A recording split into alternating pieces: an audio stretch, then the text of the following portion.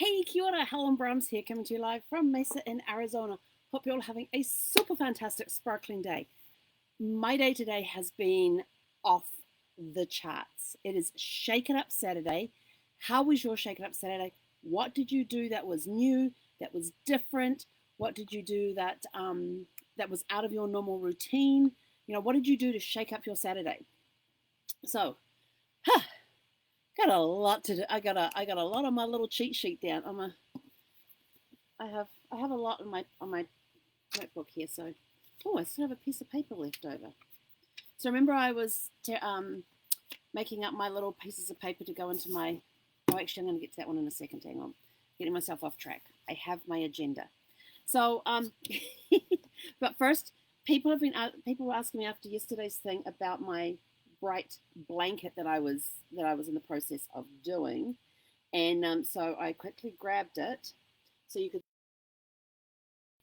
all the beautiful neon colors that it has. So that's my blanket that I'm working on. All I've got to do now is put the black border around it. So I've got it into a rectangle shape. So I'm going to make it probably big enough to go on like a twin bed, just like a throw blanket over it on a twin bed or something. I don't even remember how I had that folded now. I've got to go back into what it was in. So yeah, so all I've got to do is just do the black border on that, but you can see all the beautiful bright colors in this yarn. And this is not different yarn. This is all one yarn. So it's it's not even really variegated because they don't really blend from one to the other. It just stops and starts. So this was a ball of yarn that had all of these colors on it. So you can see how gorgeous these colors are. Nice and bright. I'm going to put a black border around this, and then it'll be finished. So those of you who are asking, there it is. All right. Okay, got rid of that bit. I tell you, today has been like, I learned a new app today called the Clubhouse. I got to play in there today. Oh, hang on. Wow, that's interesting. I can hear a helicopter coming. All of a sudden, the pressure on my ears was sort of like, whoa.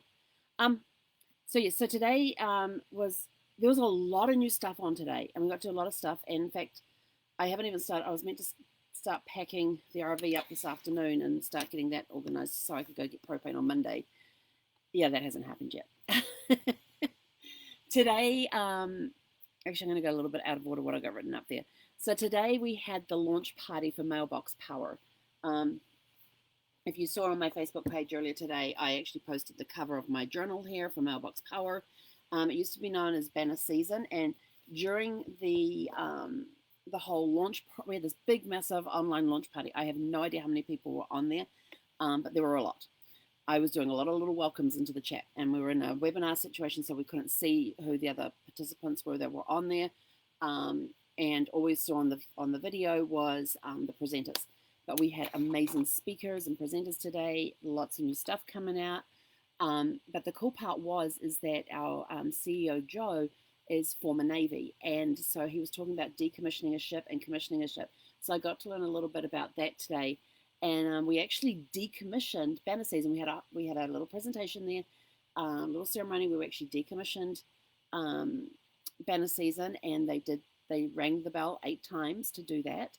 And then everybody who was registered and present on the webinar is actually going to get a certificate for the decommissioning of Banner Season, which I thought was really cool.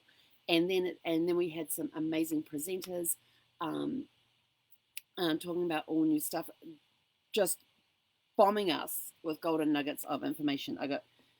I am glad I had my little notebook here because it got some damage done to it today. Lots of writing.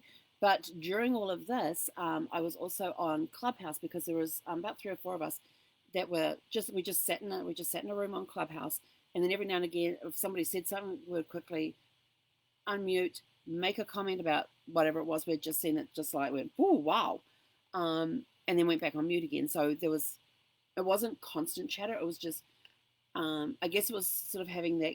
Rather than seeing it scroll through on the chat, it was just a quick way that you could have that verbal thing, like you're sitting next to somebody at a seminar. It's like, oh man, that's a really great idea, or wow, I love that. So it was really cool to be able to do that. And then at the end, we commissioned Mailbox Power as our new ship. Um, and they did the commissioning ceremony for that. And in the Navy, when you are I think it's the inaugural crew on board a ship, when you're on the ship and when it's commissioned, you become a plank owner. And so instead of being a plank owner, we became a brick owner. And I thought that was really cool. And again, we're all getting certificates to state that we were there at the commissioning of Mailbox Power. So Joe Kenmore, our CEO, and Justin Biggs, one of the other owners, did a phenomenal job with today. They had incredible speakers. We had Vanessa Hunter, we had Casey Eberhardt presenting, and we had Diane Hockman, and mind blown afterwards. But then afterwards, those of us that were in the clubhouse got into the clubhouse a little more, and we're talking about some of the things that we had learned. What was our high points of the day? What was our low points? What was not low points. What were some of our takeaways from the day? And then we kind of started doing this like collaboration thing and just brainstorming some ideas. And so it was really, really cool just to roll naturally into that. Because when you've been to a seminar and stuff, there's always the meeting after the meeting. And, those times when you come out of the seminar and you're still talking with the person who's sitting next with you, or you go and catch up with friends who were there that weren't sitting near you, and you go and you sit down and you talk about the what you've just seen at the seminar and things, and you start brainstorming ideas and stuff. And that's what we did afterwards. So it was really, really cool to be able to do that. And I've got to give a huge shout out to Mation for teaching me how to use Clubhouse. It was a lot of fun doing that. So that was sort of like, that was the big highlight of the day, was it being able to attend that. I even got dressed up. I put a face on. I put my sparkly shirt. Oh, I don't have my sparkly. I put my sparkly shirt on. I was sitting completely in my studio, so you won't see my mirror over here. My desk is a little messy right now, so that's the reason. But I was basically camera ready, even though I knew I was not going to be on camera. I was camera ready. For our launch today. So it was awesome to be able to sit there and just get dolled up for a very special occasion. Even though nobody else could see me, I felt good being dressed up for such an incredible opportunity to be there and to get through all of that. But there were some things that I did learn. Now this was really, really surprising. And these stats, let's see, where is it? Oh yeah, these stats were from the US Postal Service about direct mail and how because direct mail is a marketing technique that can be used for businesses to help improve their business, increase their businesses. But it says there is an increased response rates by 135% by adding a name to your direct mail instead of having resident or our customer or whatever those other ones are. By having the person's name on it, there is an increased response rate by 135%. Oversized envelopes have the highest response rates. So not just your normal standard envelope. They're talking the big envelopes. 90% of direct mail gets opened. 90%. I'm like, wow, that's huge. I mean, the average email open rate is what, like 11% or something, and that's on a good day. The average lifespan of a piece of mail in a home is 17 days, and there is a place in everyone's home for mail. And people are actually, with everybody being, quarantined and locked down and all of that, people are wanting that connection again, and they're running out to their mailboxes instead of their inboxes to see if there's anything in the mailbox for them. So think about that the next time you sit down to send an email. Pick up the phone and talk to them. Pick up the phone and do a FaceTime with them or a Zoom, just to get that human connection again, or send them a card. Something simple. So that was a really amazing event. So thank you to the guys at Mailbox Power for the incredible launch party that you guys had. And as far as an online event goes, that has to be one of the best ones I have attended to date. It was just amazing. Okay, so back on schedule here. What have I got here? Oh, my teeth brushing puzzle. So remember a few weeks ago I was telling you how when I'm brushing my teeth at night before I go to bed, my mind just goes in all sorts of directions, and I typically get a line from a movie pop into my head, or a line from a book, or a line from a song, and then my next thing is, oh yeah, where did I hear that quote from, or where did that line come from? And I'll work out the puzzle. So last night's one I still have not been able to do. So I need your help. So there was, I don't know, and honestly, I don't know why this stuff pops into my head when I brush my teeth in the evening, but it's always entertaining to find out what's going to come, what pops into my head when I'm brushing my teeth. So there was a character, and he was like, he was either former military or a former spy or a spy, and yeah, he had training in some forms, either military training or agent, or spy, special spy training, um, and on his left pec he had this particular tattoo that signified that he was a member of a certain Russian mob, and it was a high-ranking tattoo that he had. So it was a way that he could show that tattoo to so that people would know, so that anybody, if he walked into an area owned by a Russian, by the Russian mob or anything, he could show that tattoo, and because of the ranking of that tattoo, they had to basically bow down to his every wishes and all that sort of stuff. And he was now like a spy or an agent or a what was it? The aspire an agent, former military type person, and he was solving these cases, and I can't even remember the story. I can't see the actor's face because I can't remember if it was a movie or if I read it in a book. But I just remember that he utilized his connections with the Russian mob to help solve this case, this murder mystery thing that he was on. And I can't for the life of me remember if it was a movie or if it was a book, who the character was. I was laying there in bed last night and I was trying to figure this out, and all of a sudden it was somebody from like Sons of Anarchy that popped into my head, and I was like, oh yeah, that's right, it was him. And then so I woke up this morning and I thought, no, it wasn't him. Definitely wasn't him. No, it wasn't in Sons of Anarchy. And so then I thought, oh, maybe it's in this character's book. And so I went and had a look and did my research on that. Nope. Damn. So I am at a total loss. I don't even remember if it was a movie or if it was a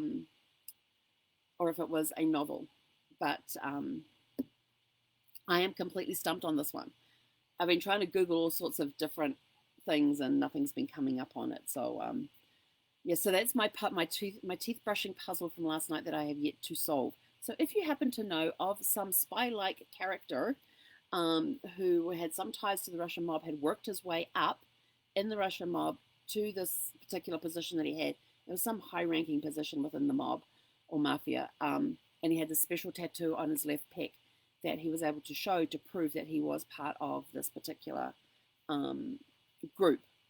And he was able to get the information that he needed, but because he dishonored the code of, they gave him the information he needed, but then he went and dishonored the code, and he was the word was spread out through the Russian network that he was no longer part of this particular outfit. So if you happen to know who that character is, whether it's a book or a movie, please let me know, because it is driving me nuts. And it is really driving me nuts. It's driving me crazy because it's percolating in the back of my brain. I have a feeling it was a movie, but I can't see the actor's face. All I know is that it was almost a circular tattoo that was on his left pec. That's all I can tell you. So, fun tin. So yesterday I showed you that this was empty, right? Yeah, it's not so empty today. Throughout the day, as I've been thinking of things, I've been throwing them in here. And I know that there is more than 52. These were my sizes of piece of paper that I was using. I think I had 3 sheets, and I cut them down to this size. And this is the last piece left. I have one more thing to put on here. So I was like researching on Amazon, going, oh, what could I put on here? And I was like putting, boredom busters and fun things to do, trying to see if I could come up with some activity. And I was also, Googled it as well. And I actually came across this really cool thing in which I already had most of what was on this list in the tin already. And so this list was put out by Lifehack. They have some really cool stuff on Lifehack. And it had 30 fun things to do at home. And I thought, oh, this will be interesting. And it was like, number 1, have a costume night. Just because, most people get dressed up at Halloween in costume. Why does it always have to be Halloween? Get dressed up for a costume night and sit down and have dinner together. you could get dressed up in a costume, or get dressed up like you're going to go out to some fancy restaurant and sit and eat dinner at night, just to make it something different. And these are ideas that you can do by yourself. You can some you can do by yourself, some you can do as a couple, some you can do as a family. So the dress in a costume thing, I always remember being on the Disney cruise was really cool. Formal night, all the adults are dressed up, all the kids were in costumes. You had all the girls in their princess costume. Sorry, not all the girls. Most of the girls were in their princess costumes. All the boys were in some Disney action hero costume. It was really cool to see that. And we had our first formal night. We had the golden Mickeys, and they had the red carpet for everybody to walk down. And they had somebody standing in this beautiful, absolutely gorgeous gold gown, and she had a microphone, and she was interviewing the celebrities. And all the celebrities were children. So she would interview them about the Golden Mickeys, who did they think was going to win this, that, and the other thing. And then they went off into the theatre. And then about 2 minutes after they arrived in the theatre, their interview was played on the screen inside the theatre. And so they had like about a 2-minute delay on what was actually live happening out there on the red carpet to what was being shown inside, so that the families got time to get in there and get seated before their interview from out on the red carpet got played inside. It was really, really cool. I thought such a cool idea. So, dress up and, get dressed up to the nines. Guys could put a tux on, women could put a ball gown on or something, and sit down and have dinner at home. Get dressed up in another costume or something. Another one, throw an indoor picnic. Set the mood and all that. Have some candles flickering. Okay, you don't have, but you're inside. It's okay. Put some flickering candles on, or I actually like those little battery tea lights. Being in an RV, open flame scares the crap out of me. Which is probably why I don't cook so much on my stovetop, because it's open flame. But I don't have candles in my RV at all. If I want to get an aroma, set the mood with an aroma, I have my essential oils, and I put a diffuser on, and it's an ultrasonic diffuser, so I use that rather than using candles. But you could get those little battery-operated tea light candles, and there's other really cool battery-operated candles you could get that you could help set the mood to do like a indoor picnic, if you want to do it with a romantic flair to it. So you could you put out the picnic blanket, you have your basket of food there, and you have some cushions thrown on the floor, that sort of stuff. Just make a thing out of it. This one actually cracked me up because in New Zealand we do the opposite of this. So one of their suggestions was to have a Christmas party in the summer. Now in New Zealand, because of the opposite seasons, when it's Christmas in New Zealand, it's summertime.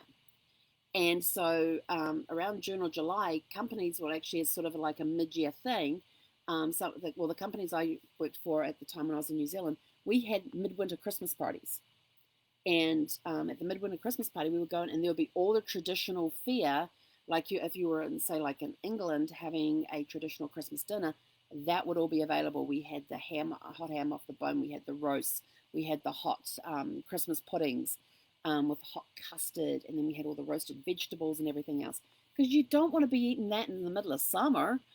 So this was a way that we could keep the traditional meals, and Yorkshire pudding, yes, Yorkshire pudding, yum.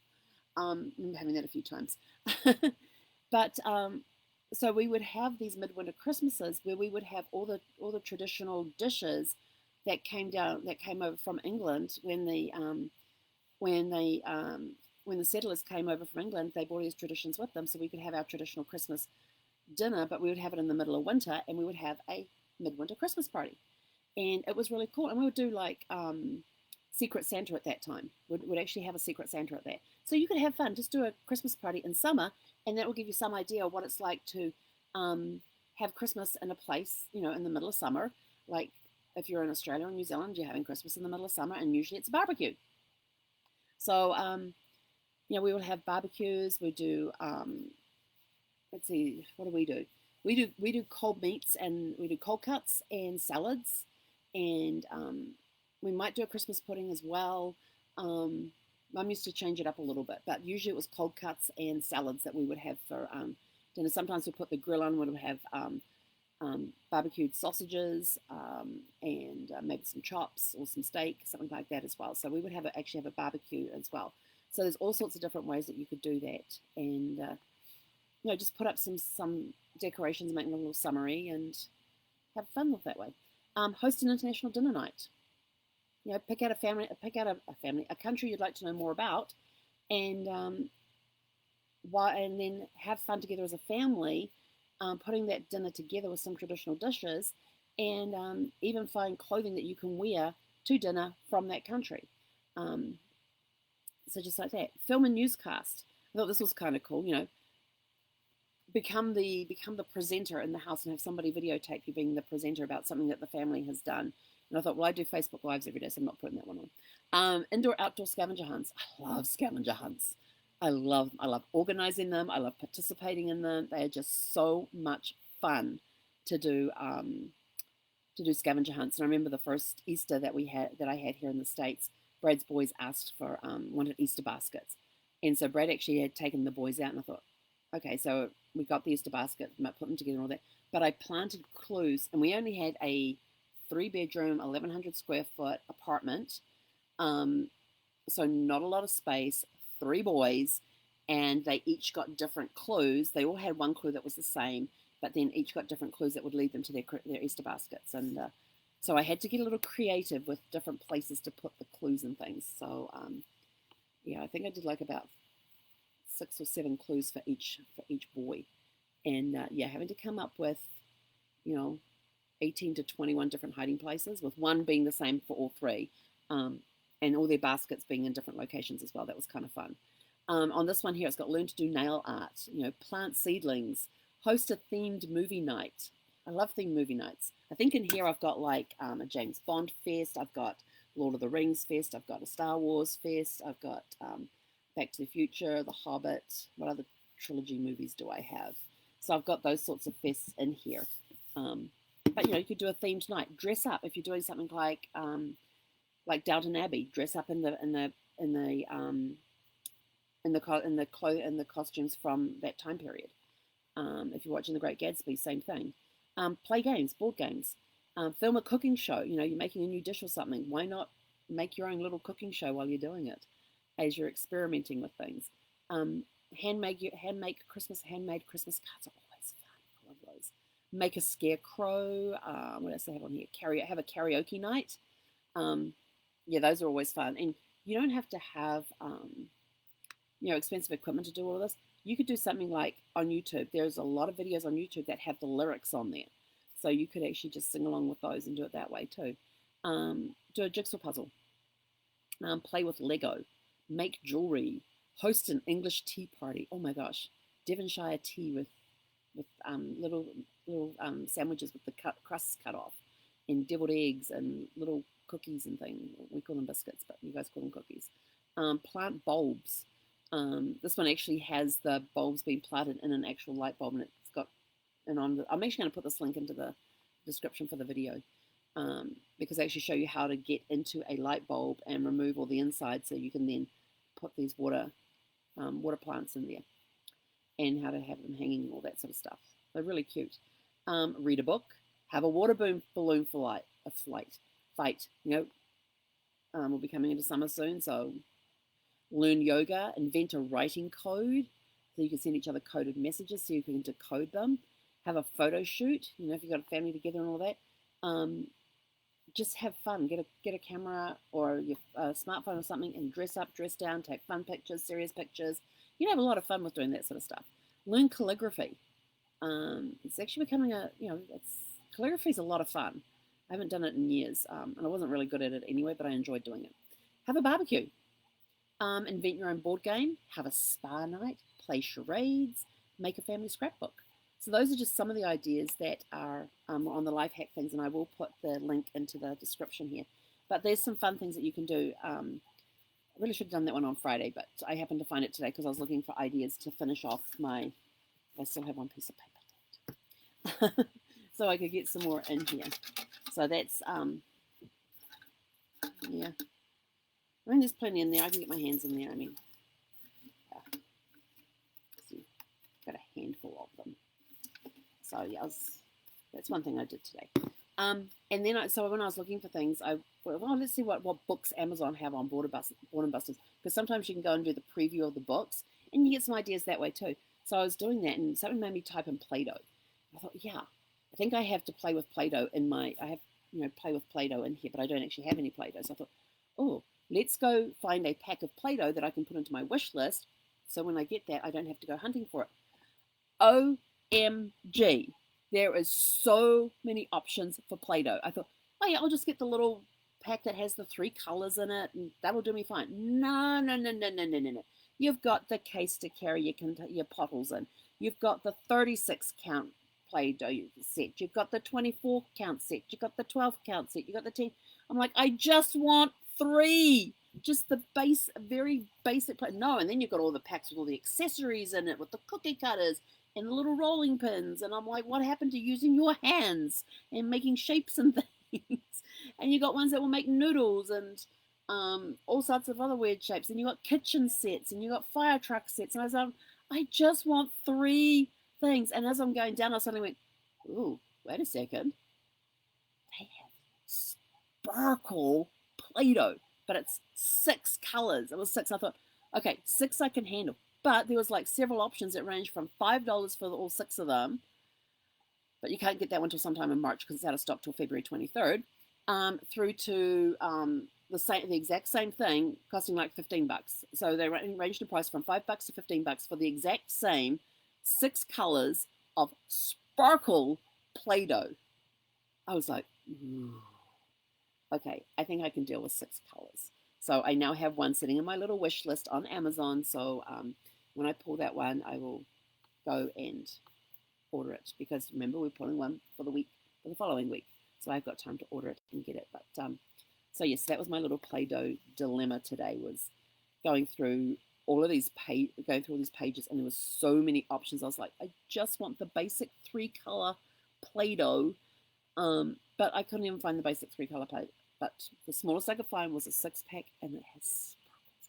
And they have another one that has glitter, and they have another one that has confetti in it. But I want the sparkle.